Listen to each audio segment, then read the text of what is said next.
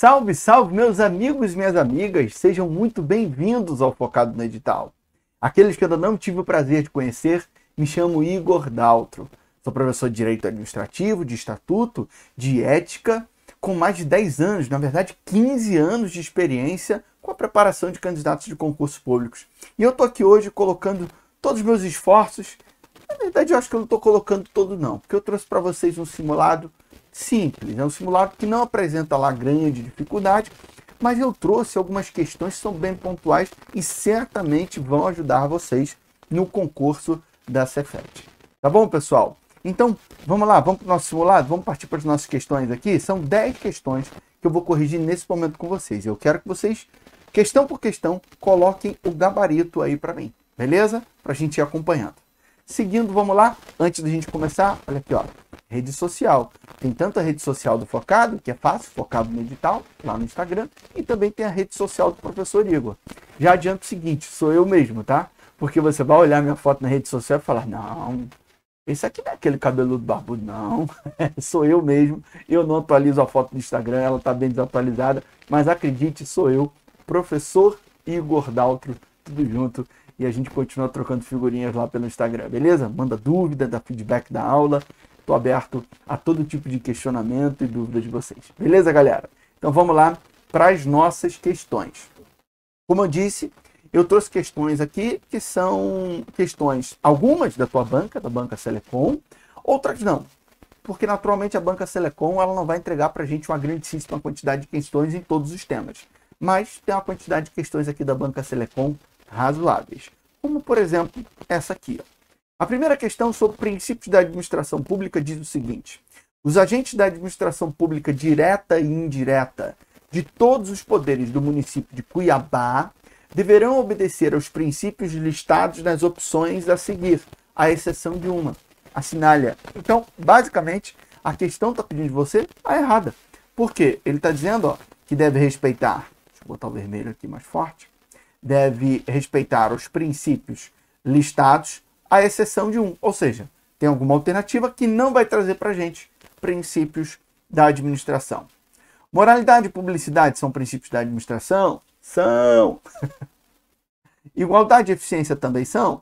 Também são. Igualdade, isonomia, impessoalidade, beleza.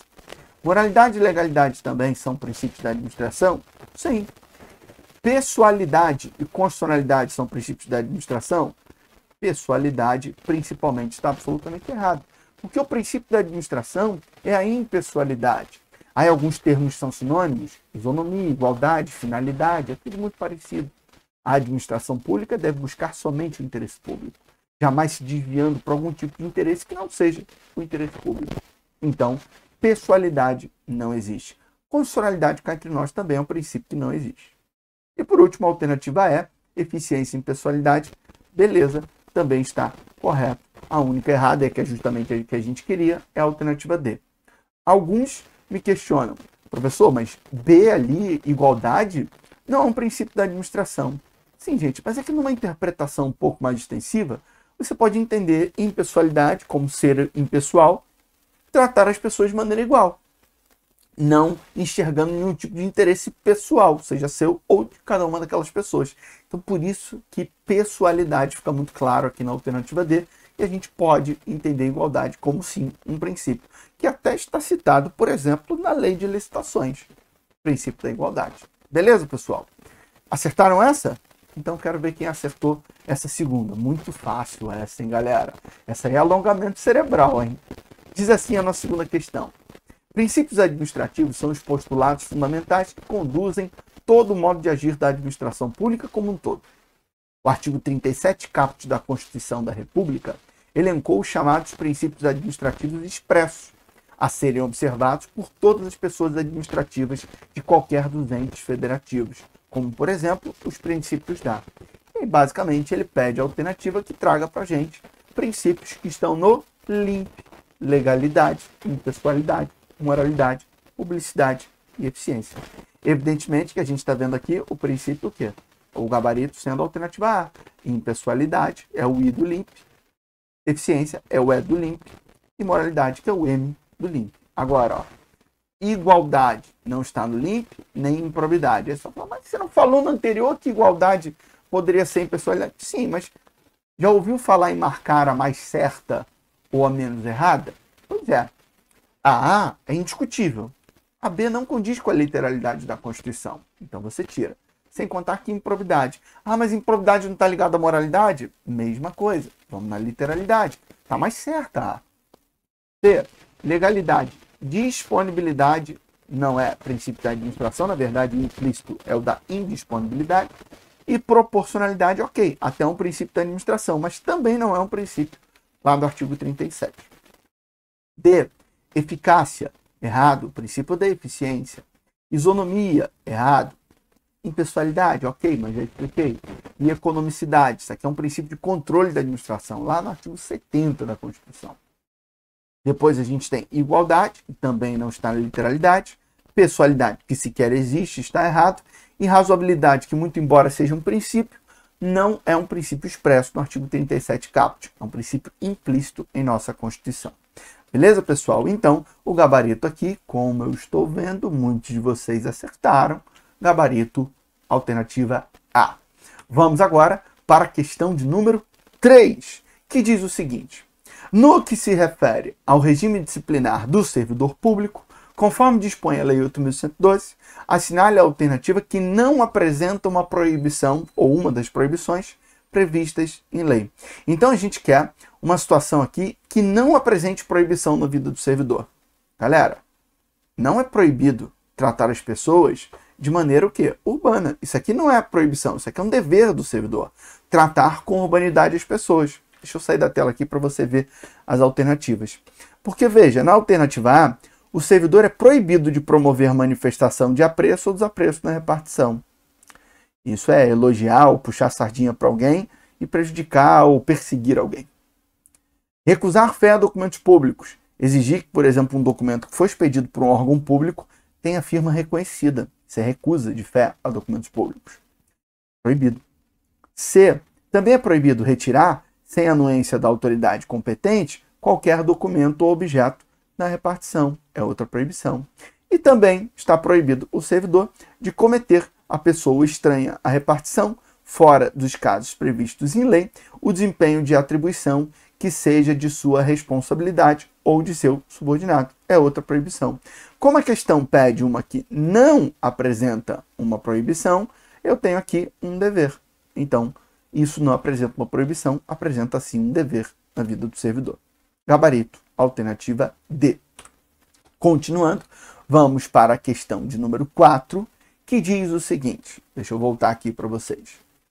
João, servidor público federal, faltou ao serviço sem causa justificada por 60 dias, interpoladamente durante 12 meses. Nos termos da Lei 8.112, a conduta de João está sujeita à penalidade de...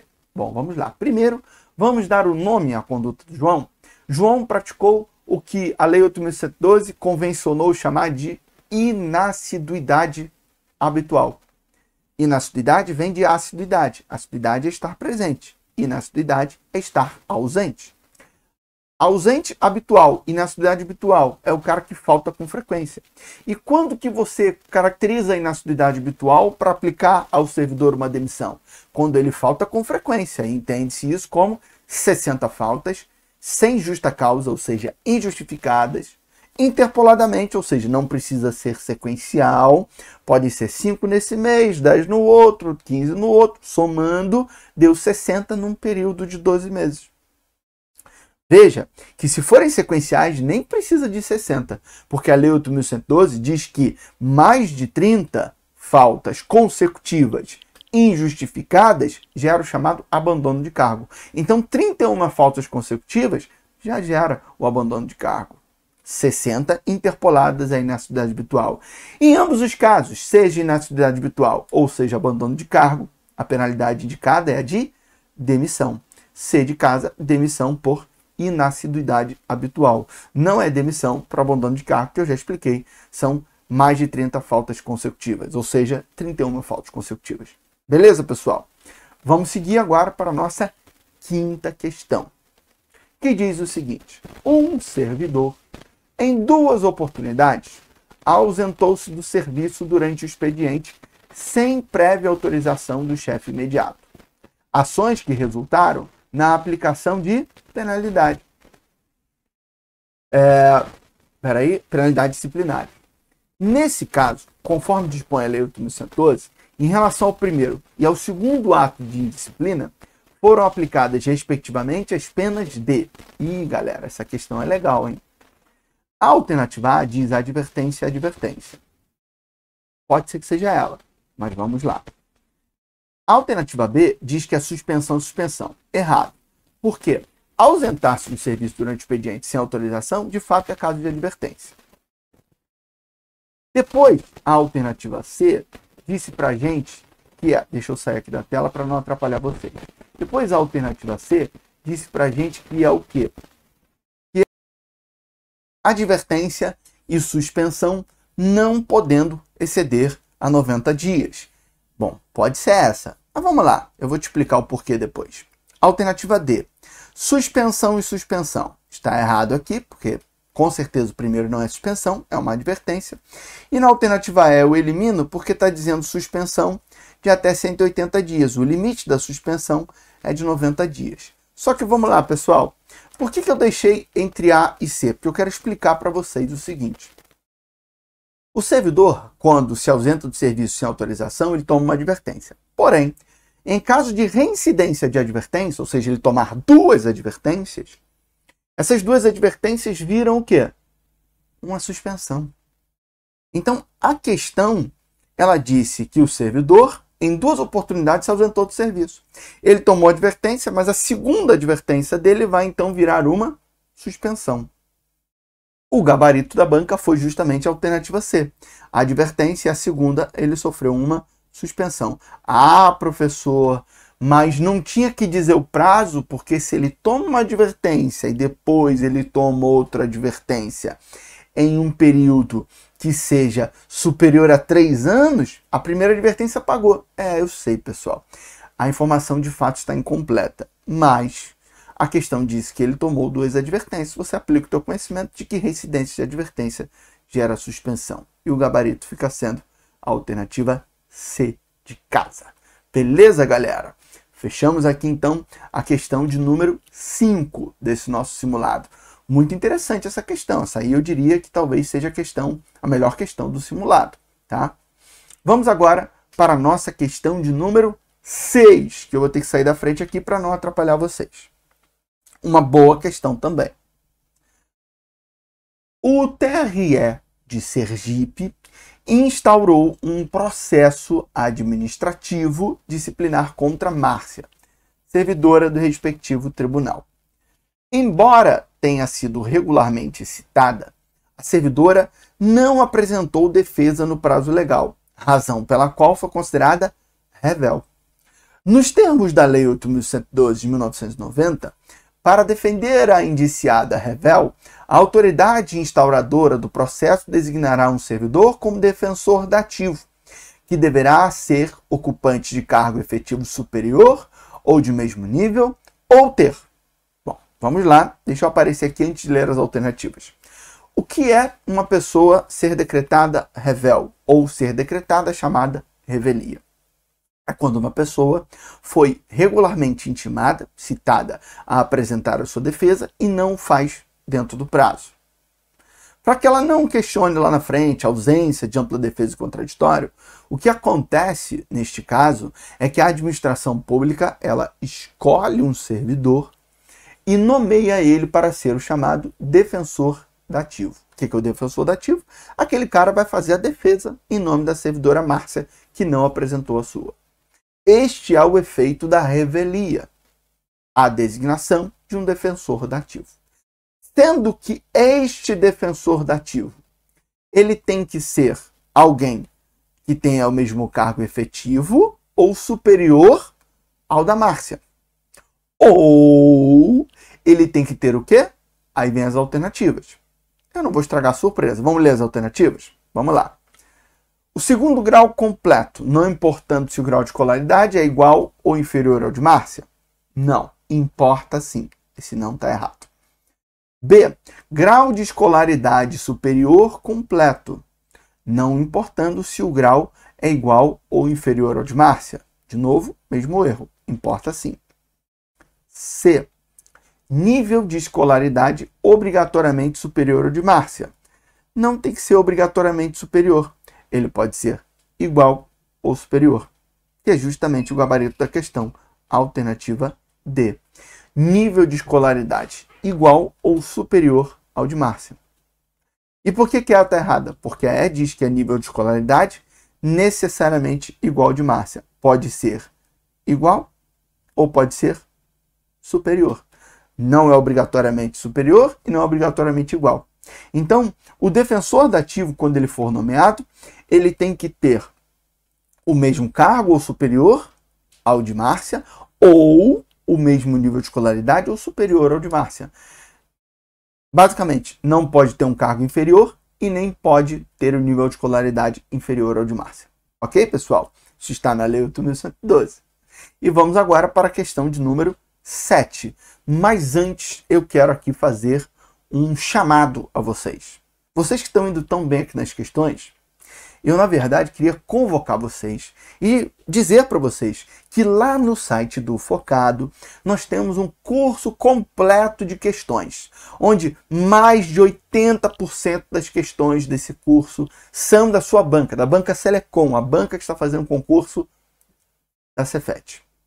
Pessoal, são mais de 450 questões, questões só para o seu concurso, que nós selecionamos especialmente para o seu concurso. Você não pode ficar de fora dessa, né? O preço do Focado ele é absolutamente acessível e não se esqueça que o Focado é especializado nessa área educacional. Tá certo? Então, eu não quero ficar mais fazendo aqui o nosso merchan, o nosso jabá, eu vou continuar no nosso simulado. Mas já eu tenho outro recado para vocês, tá? A questão 7 que está aí na tela, ela diz o seguinte. À luz das normas previstas na Lei 8.112, de 90, o benefício do auxílio natalidade é devido à servidora por motivo de nascimento de filho, em quantia equivalente ao menor vencimento do serviço público, inclusive no caso de natimorto, sendo que na hipótese de parto múltiplo, o valor será acrescido de... Vamos explicar. O auxílio natalidade é, obviamente, pelo nascimento, pelo nascituro, ok? Se já veio a nascer morto, é chamado de natimorto, nasceu sem vida, neste caso, ainda assim será pago o auxílio natalidade. E este auxílio natalidade ele é pago no valor do menor vencimento da administração pública federal. Então, sinceramente, eu não sei qual é o menor vencimento da administração hoje. Mas não é um valor muito grande. Sei lá, vamos imaginar aí que deve ser algo em torno de uns 500, talvez R$1.000, algo assim. E no caso de um servidor, no caso a servidora, dar luz a gêmeos, trigêmeos, quadrigêmeos, ou seja, parto múltiplo, para cada filho, além do primeiro, será pago um adicional de auxílio natalidade. Ah, mais um, né, professor? Não, não é. Na verdade, o gabarito aqui é o quê? Alternativa A. 50% por nascituro. Então, vamos imaginar que nasceu um filho. Nasceu um filho, 100% do menor vencimento. Deixa eu sair aqui da frente. 100% do menor vencimento pago pela administração federal. Nasceu o segundo filho, e não é o segundo filho em outro parto, daqui a um ano. Não, não. O segundo filho naquele parto. Você vai ganhar 50% a mais do maior vencimento. Se forem trigêmeos, você ganha mais 50%. E assim sucessivamente, a depender da quantidade de filhos. Se você for um peixe, se você for... e deu boi de filho, se você for algum bichinho de fazenda que deu luz a 2, 5, 10, 15, vai ganhar muito dinheiro, vai ganhar uma boa grana. Beleza, galera? Eu conheço trigêmeos, tá? Eu tenho a família do meu sócio na advocacia, né? Meu sócio também na empresa lá dos automóveis. Ele tem uma tia dele que deu luz a trigêmeos. Nossa, caramba. Foi o único, foi o máximo que eu já conheci, tá bom? O resto só em televisão. Vamos à questão 8? Vamos lá. Questão 8, também interessante, assim como a anterior, fala de uma parte da Lei 8.112 que cai pouco em prova. Eu resolvi trazer nesse simulado para a gente exercitar um pouquinho. Não é difícil, mas se torna porque você nunca estuda isso, você nunca vê essa parte da lei. Então é bom que a gente fale. De acordo com a Lei 8.112, de 11 de dezembro de 90, que dispõe sobre o regime jurídico dos servidores civis da União, das autarquias e das fundações públicas federais, os benefícios do plano de seguridade social do servidor compreendem quanto ao dependente. Vamos lá. O que a questão está perguntando são os benefícios de seguridade social que o seu dependente tem direito. Não é você, servidor, seu dependente. Então vamos lá. Alternativa A. Licença por acidente em serviço. Galera, a licença por acidente em serviço é um benefício do servidor e não do seu dependente. Auxílio funeral, ok. Auxílio reclusão, ok. E salário família também está errado, porque só quem recebe salário família é o servidor. É um benefício do servidor. B. Aposentadoria vitalícia e temporária. Quem se aposenta é servidor. O dependente ele pode receber pensão vitalícia ou temporária, mas a aposentadoria é o servidor. Auxílio funeral, ok. Só para a gente marcar aqui, ó, ok, ok. Agora na de baixo estava aqui, ó, auxílio funeral, ok. Auxílio reclusão, ok. E assistência à saúde, ok. Só a primeira estava errada. C, que é a correção da B. Pensão vitalícia temporária, dependente pode receber. Auxílio funeral, também pode receber. Auxílio reclusão, também pode receber. E assistência à saúde, também pode receber. Ou seja, C de casa é o nosso gabarito. Estão aqui todos os benefícios de seguridade social que o seu dependente pode vir a receber. E o erro da alternativa D qual é? Licença gestante é do servidor. Salário família também é um benefício de seguridade do servidor. Licença para tratamento de saúde também é um benefício somente do servidor. E auxílio natalidade também é só do servidor. A alternativa D é mais errada, é a mais cagada de todas, né? Essa aí tá toda errada de verde e amarelo, né, pessoal? Então, gabarito, alternativa C. E agora, pessoal, eu trago aqui duas questões para vocês que envolvem o tema ética. Questões bem conceituais, bem simples. Uma delas que é a 9, de coisa bem do dia a dia. A 9 diz assim, ó: a conduta condenável pelos códigos de ética por ser abusiva, frequente e repetida, que ocorre no ambiente de trabalho e que se manifesta por meios de atos, gestos ou expressões repetitivas com a intenção de humilhar e constranger, afetando a autoestima do agente público e lhe causando danos, é denominado de assédio sexual. Bom, se for na questão sexual, sim, mas não é o caso aqui. A questão não falou nada de sexual, falou de humilhar a pessoa. É assédio, mas não sexual. A B diz injúria ultrajante. Injúria e chamou de um nome. Não, não é isso. Assédio moral? É isso aí. Essa é a definição de assédio moral.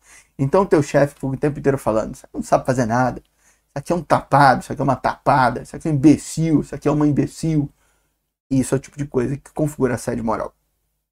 Tem os mais velados, tipo assim, nunca te dá trabalhos relevantes, só fica te dando coisa boba, nunca entrega você serviços relevantes, isso é uma forma de assédio moral.